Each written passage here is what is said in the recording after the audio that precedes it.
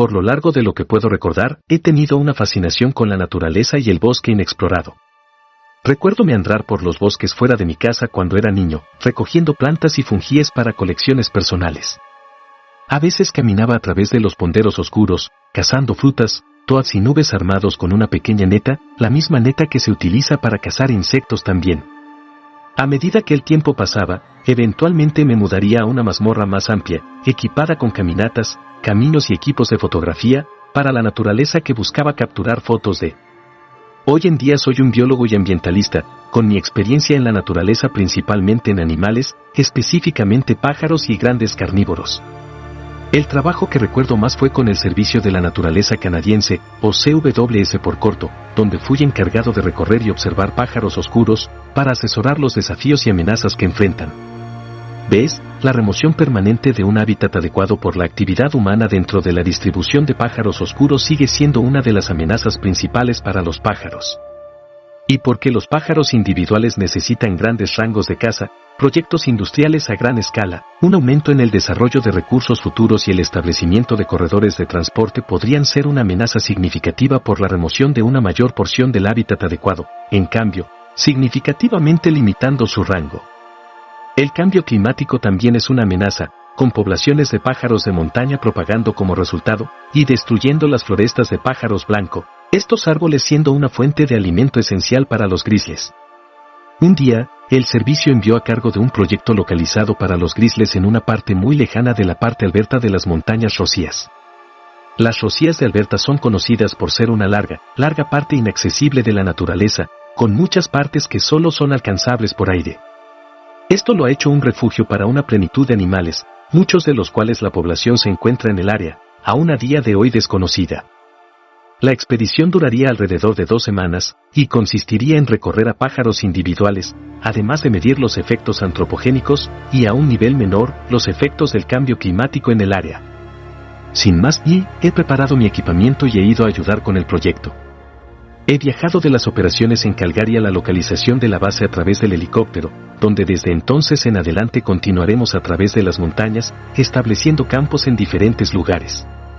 Estábamos esperando que regresáramos a la base al final de la expedición, donde estaríamos elevados de aire de vuelta a la civilización.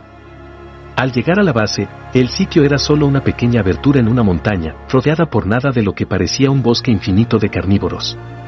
Nacida aquí, era una pequeña cabina logística, donde mi colega Dan, un veterinario que había llegado aquí hace unos días antes, había preparado operaciones. Después de que el helicóptero se fue, fui a la cabina de la base para chequear. Cuando entré, estaba allí, probando el radio, usando los pares de la ruta. Se parecía muy enfocado en la tasca de la mano. Le tomó unos segundos para que notara mi presencia. «Oh, ¿estás aquí?» «Perfecto tiempo también». Me pareció bastante estúpido cuando me vio. «Sí, es bastante complicado llegar aquí», respondí. Interesado por el equipamiento de traje, le pregunté, «¿Ya te has colado uno?» «Sí, lo hice. Lo hice y lo metí en una taza grande hace unos 2 días. No estoy muy seguro, pero tal vez esté embarazada». Al escuchar esto, me dio sentido, ya que alrededor de este tiempo del año, las grisas femeninas estarían gestionando después de la matanza en la primavera o invernadera, preparándose para hibernar para el próximo invierno. «Tienes que llevármela. Debería poder confirmar su enfermedad». «Bueno, ahora que estás aquí, podemos irnos». Inmediatamente, preparamos nuestros equipos y preparamos una antena y un recibidor para encontrar la sal. Hicimos varias horas siguiendo la dirección en la que nos dirigían las antenas, y también señales en el área que indicarían a un pájaro pasando por. A pesar de nuestros esfuerzos, no encontramos nada, ni un sonido del recibidor. Cuando empezó a llegar la oscuridad, nos sentamos en una pequeña salida para preparar el campamento por la noche. Parecía muy extraño que, a pesar de que un pájaro estuviera atrapado, no hubiera evidencia, si en realidad, de ningún pájaro en el área. Algo de esto estaba todo bizarro. La próxima mañana, nos despertamos al sonido del recibidor produciendo una tonalidad. Una vez que escuchamos esto, tuvo que significar que el pájaro que estábamos buscando estaba cerca. Rompimos de vuelta y salimos en la dirección de la señal, y al salir, la tonalidad del recibidor se volvió más fuerte. Sabía que cuanto más temprano el pájaro estaba en la vista, teníamos que tomar la mayor precaución posible. Después de ser atrapado, el pájaro podía ser increíblemente agitado y agotado, así que tendría que tomar el tiro desde una distancia segura. Sin embargo, mientras caminábamos, llegamos a lo que parecía un abanico en el pie de la montaña. Estaba aquí, y sabía que ningún avance más era demasiado peligroso, ya que entrar a un jardín con un pájaro adentro era reciclado. Sean me miró y me preguntó, ¿ahora qué? No creo que ella esté saliendo. Considerando que en este momento del año, los pájaros estarían preparándose para la hibernación, eso era seguramente una posibilidad. Pondríamos el campamento lejos de aquí. Podría tener que abordar si ella no sale mañana. Reluctantemente, salimos a medio milímetro al norte del abanico y preparamos el campamento por la noche. Al día siguiente, nos despertamos, recuperamos el campamento y volvimos a la vista del abanico. Sin embargo, cuando llegamos allí, algo estaba mal. El recibidor no estaba creando el tono más, ni siquiera falso. Bueno, esto podría significar que el pájaro había dejado el abanico.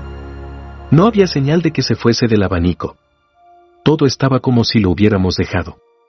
Otra posibilidad era que hubiera un mal funcionamiento con el collar de radio, y que debido a una razón desconocida, hubiera parado de transmitir señales al recibidor. Tenemos que entrar. Me sentí en un estado de sorpresa y miedo de escuchar a sugerir esto. Le dije, ¿estás loco? ¿Nos podemos romper a pedazos entrando en ese abanico? Bueno, no veo otra manera de recuperar ese collar. Tanto asombroso como esta idea fue, llegué a la realización de que no había otra opción disponible. Uy, bien. Resolví inesperadamente.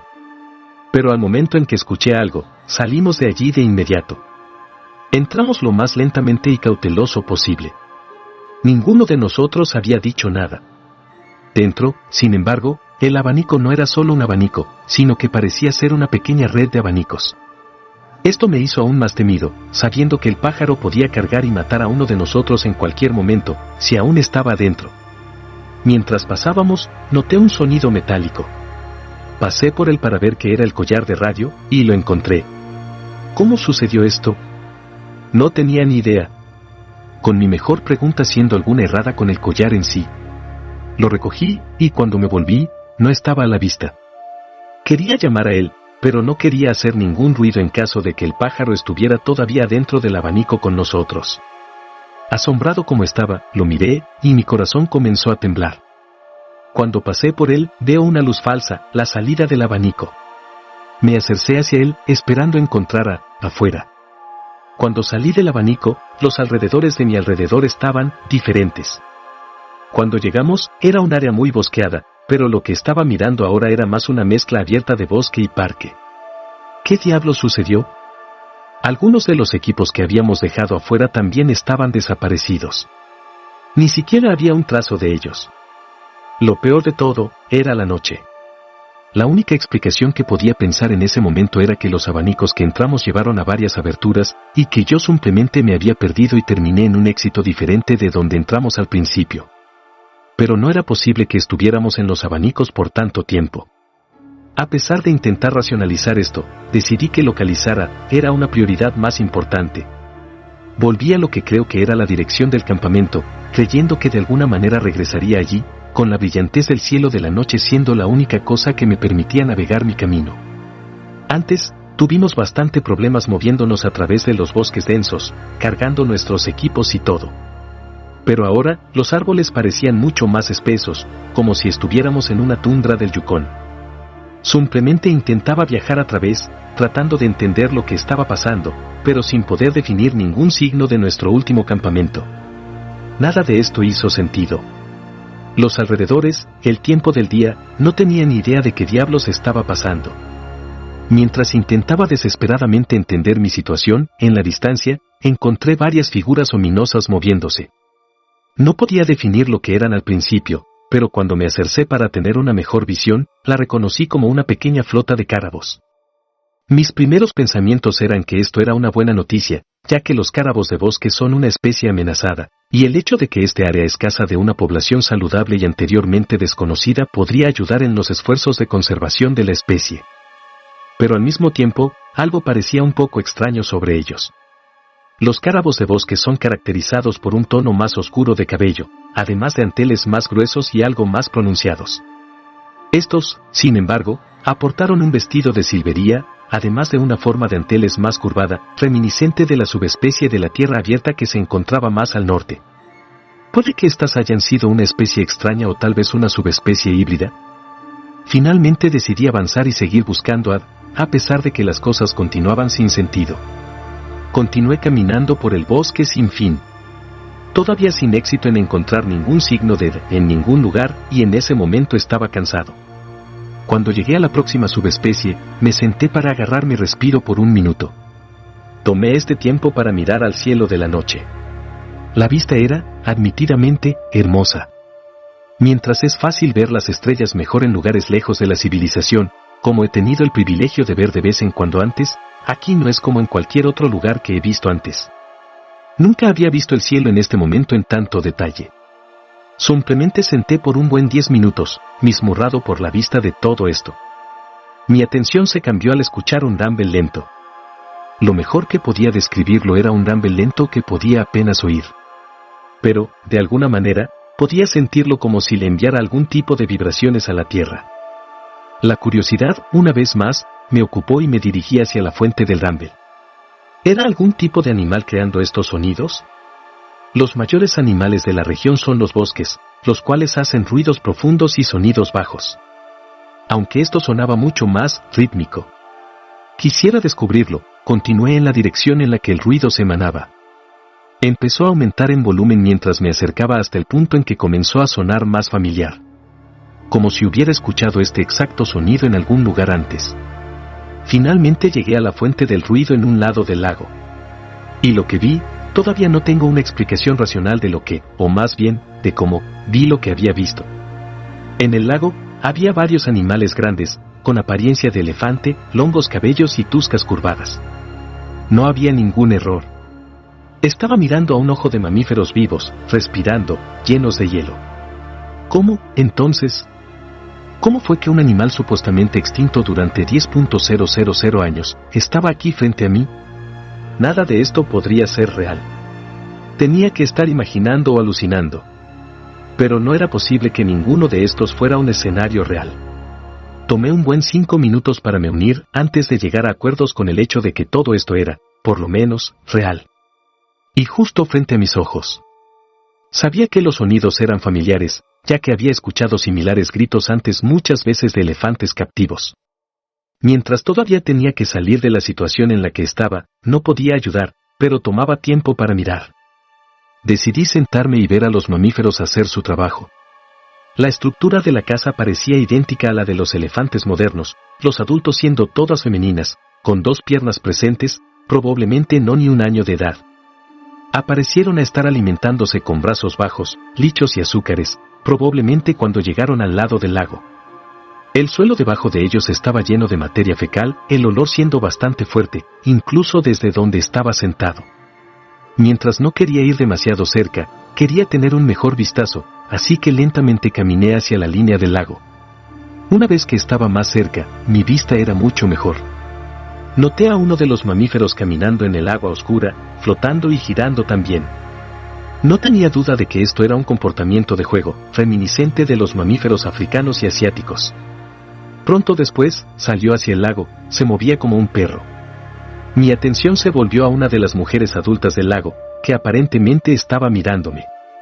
Para asegurarme de seguridad, me quedé en el suelo, mientras me observaba por un buen minuto. Pronto después, se volvió hacia el lago, perdiendo interés en mí. Estaba en este momento, justo aquí, y mi sentido de maravilla de infancia me estaba superando. Estaba justo aquí, mirando animales que nadie ha tenido la oportunidad de ver durante muchos milenios, ni siquiera preguntándome cómo, simplemente admirando el hecho de que esto estaba sucediendo. Entonces, justo fuera de ningún lugar, un ruido distante, profundo, echoante, se rompió. El sonido llamó la atención del perro, quien, con hambre, inmediatamente comenzó a separarse de la zona, se volvió hacia el pecho sin volver a mirar. Como alguien que ha trabajado con grandes carnívoros, he escuchado el ruido de perros muchas veces antes, y he recorrido varios parques en mi día. Sin embargo, ese sonido era como si nunca hubiera escuchado un perro. Lo que pudiera haber sido, era aparentemente peligroso suficiente para asustar a los perros. Decidí no quedarme, y empecé a volver a mi búsqueda por Me fui hacia el pecho, una vez más, buscando alguna señal. Todavía estaba muy temida para llamar, no queriendo atraer la atención de cualquier criatura que hiciera esos ruidos. Luego, algo se me atrapó en un pequeño bosque de árboles. Cuando me dirigí a inspeccionarlo, mis ojos se enloquecieron en shock. Era la equipa y los equipos que estaba cargando con él, pero todos heridos, como si algo lo agarrara y lo rompiera a pedazos. La antena que usaba para recoger los señales de radio estaba ahí desde antes, y estaba totalizada. En el suelo, al lado del desastre, estaban grandes fotografías, que parecían canines en apariencia, pero más grandes que ninguna pista de perros que había visto. Ese fue el momento en que lo oí de nuevo. Esta vez, el sonido estaba mucho más cercano, y estaba acompañado de señales feos, indicando a más de un animal. Mi corazón empezó a batir cuando volví al bosque en la dirección de la caverna. No sé si estaba vivo o no, pero estaba preocupado con salir de aquí vivo. Mientras estaba corriendo, la semilla alrededor de mí empezó a romper. Me froté de miedo, esperando que lo que fuese corriera del otro lado. Luego, algo salió. Todo cubierto de heridas, con sus ropas rompidas. ¿Qué diablos? ¿Qué te pasó? Corre, corre. Ahora. A lo lejos de él, oí gritos y gritos. ¿Qué está pasando? Los dos salimos de ahí, no mirándonos atrás, solo mirando hacia las cavernas lo más rápido posible. Finalmente llegamos a la entrada de las cavernas.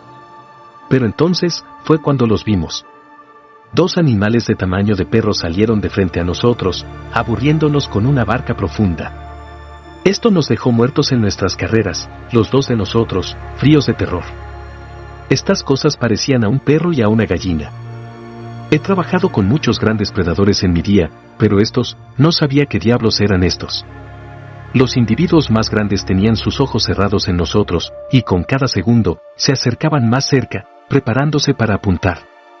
Como nos despegaron lentamente, 2 más aparecieron detrás de nosotros, abriéndonos los dientes que nos dirigían hacia los brazos de los otros 2, cortando cualquier ruta de salida. Ahora, no había salida, ya que los 4 se cerraron en nosotros, preparándose para el asesinato. Entonces, me miró. ¿Tienes que salir de aquí, o aún puedes? Sin decir nada más, él se despegó. No, espera, no. Mis palabras no hicieron nada para detenerlo, y sin hesitar, las criaturas empezaron a perseguirlo. En segundos, los 4 estaban encima de él, golpeándolo violentamente a pedazos. Todo lo que podía escuchar eran sus llantos agitados contra los señales de sus amigos. Sabía que en ese momento no podía hacer nada. Hice una corrida por la caverna. Cuando entré, desesperadamente me acercé a las cavernas. No importaba si había algún bebé allí o no, solo quería salir. No podía ver nada en la oscuridad, pero eso no importaba. Solo seguía corriendo. Finalmente, veo una luz blanca, y sin hesitar, corrí a ella.